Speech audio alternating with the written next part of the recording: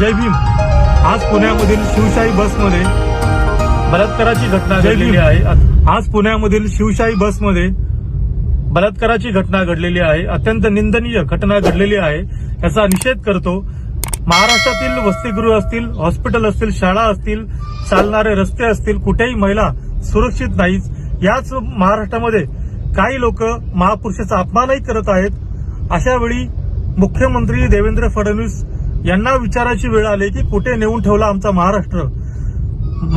मुख्यमंत्री साहेब, आपण नैतिक जबाबदारीने या महाराष्ट्राच्या मुख्यमंत्री पदाचा राजीनामा द्या, अन्यथा धनंजय मुंडे आणि आपल्यामध्ये काही फरक नाही असं आम्हाला वाटेल. हा महाराष्ट्रामध्ये सत्ता तुम्हाला कायम पाहिजे, पण महाराष्ट्राच्या जनतेची सुरक्षा तुम्हाला नको.